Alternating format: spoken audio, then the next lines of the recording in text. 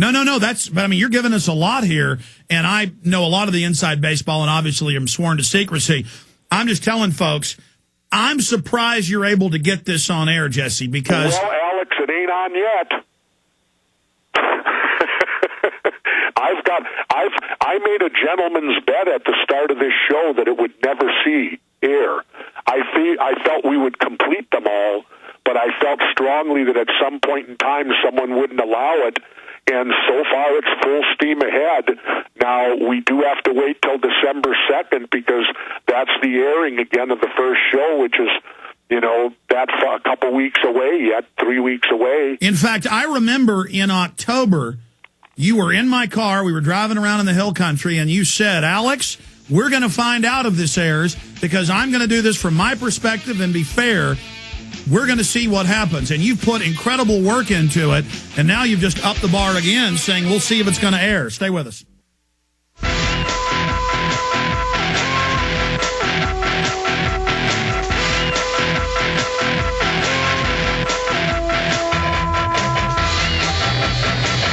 Well, former Minnesota governor, former MSNBC host, former top wrestler, Hollywood movie star, author, best-selling author, multiple times over, and surfer, Jesse-Ventura joins us. The surf is up. He is here. Okay, let's go through this then. Wait a minute, Alex. How's the surf since that storm has hit Alabama down there? You know what? I hear that there is a huge surf down at the Gulf right now, and every time I go down there, there's surfers everywhere. Well, I should be down there right now, doggone it. Why don't you just jump on an airplane, fly? Listen, you can fly to Corpus Christi in 2 hours from Minnesota, and 3.5, 4 hours from now, you could be on the beach in 12-foot swells. Well, I'll tell you, that's very tempting, but unfortunately, I got too much publicity to do.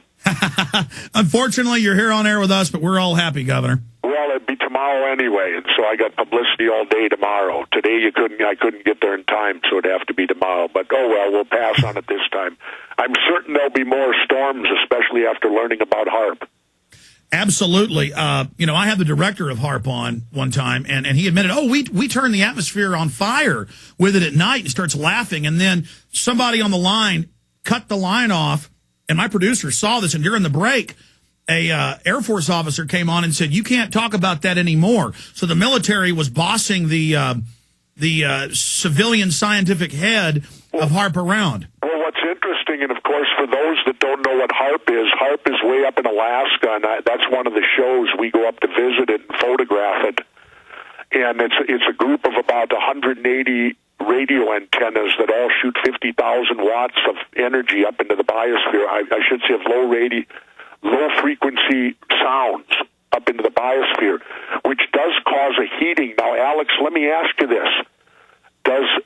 Could that possibly contribute to global warming? Absolutely. In fact, the scientists we've interviewed... So this could be much more contributor of global warming than us driving our cars around. Well, as you know, Secretary of Defense Cohen in 97 admitted to the Army Times they did have weather weapons then, and I've interviewed the former father of weather weapons, Ben Livingston, and clearly I believe this is a false flag attack. We have had a lot of strange weather, and that naturally occurs, but there's been a lot of... That's the opening show, Alex. The opening show, December 2nd, is on HAARP, and I think people are going to find it a very interesting show. I went all the way up to Alaska and went to this location, and we jumped into a helicopter, and bear this in mind, this thing can knock airplanes out of the air. And it's a very interesting thing going on up there. It's the government. It falls under, let me put it this way, it falls under the military, the Air Force. And yet it is given the distinction of being an unclassified research center, yet I was not allowed in. Now, bear in mind, I used to have a top-secret security clearance with the United States government during my 6 years as a member of Underwater Demolition Team 12 and SEAL Team 1. I was also a mayor and a governor, and yet I was not allowed to go into this supposed unclassified research center. If it's unclassified, anybody should be able to go in there.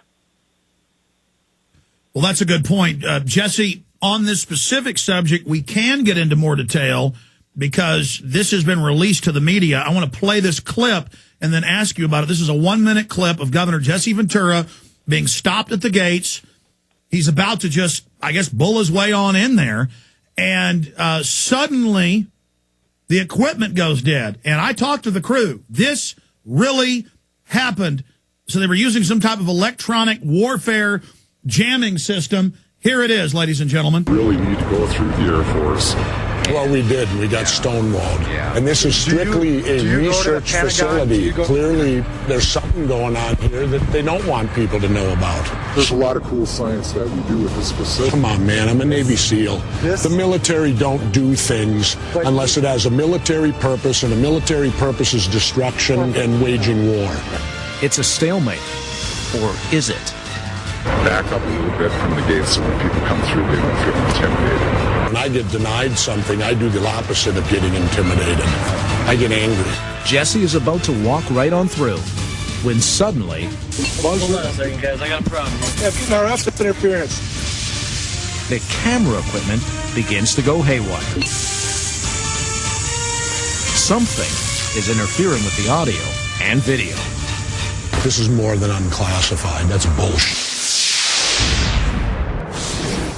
All right, now that aired on CNN. The potty language was cut out, but I don't blame the governor under that bizarre stress. So tell us what you can about the HAARP episode, because this is amazing. Well,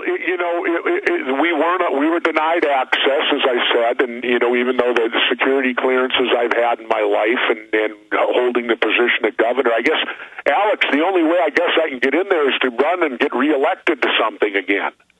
Then maybe I would be high enough in the government that they would let me in and see what they're doing there. But that aside, and then we did have some problem. Now, it made it seem, I don't know what caused our cameras to go bad. I am not going to specifically sit here and say that they jammed them, that they did something to them. I will simply state that our audio and our visual did have some problems while we were outside the gate. Who or what was responsible, we never were sure or positively found out. But to be specific, and correct me if I'm wrong, because I was just talking to some of the crew while we were shooting separately back in Los Angeles, they said that multiple cameras and audio and on the digital recordings, it was even distorting. I mean, this wasn't just one rig to have separate malfunctions, the same malfunctions. You're talking about 1 in a billion, 1 in a trillion? I mean, this is bizarre. I don't know. But all I can say is that we did run into complications, and what caused them or why, we were never able to ascertain. But, and then later on, all the equipment later worked fine, and we never had any more problem with it the rest of the shoot. Well, I want to say clearly on the record that from the scientists we've interviewed, HAARP is designed to be a weapon. It can heat the atmosphere. It can direct those huge rivers of vapor, of condensation, of water as weapons. And the Chinese brag, the Russians brag, you can hire their government-funded companies to control the weather for you. Let's remember something too, Alex. There were treaties signed back in the 1970s that governments would not use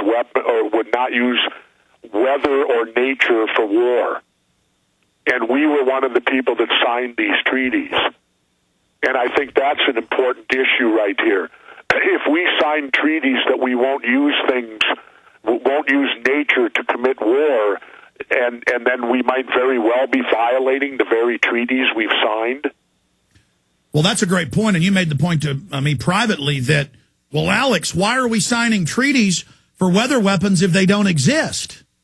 That's true also. So, and I think people are also going to enjoy, there's another part of HAARP that we haven't mentioned today that will be the most terrifying of anything we've talked about, and I'm going to leave that up in the air because Harp is going to be, to my knowledge, the first episode December 2nd. Again, I'll shamelessly promote it, 10 o'clock Eastern, 9 o'clock Central on the True Channel. Harp will be the first episode, to my knowledge. If they change it, then I don't know about it. And there's something in Harp beyond what we've even talked about, Alex, that is more terrifying than what we have talked about. And I know what it is, but I'm going to keep my mouth shut. This is coming up. Finishing up before we get into the other episodes, during the break we were talking, you're saying you made the bet with your crew, and I remember you telling me privately in the car, you said, we'll see if it's going to air. I don't think it will, but we'll see. I'm going to try. Well, I did a gentleman's bet with my crew and cast, basically. I said, I bet you, no money involved, just a gentleman's bet, that we will complete all of these. We will do all 7 episodes, and we'll finish them all. But I said, I still don't believe they will see the light of day, that they will be aired. And so far, I'm losing the gentleman's bet, but there's still about 3 weeks to go, and I hope that I do lose it.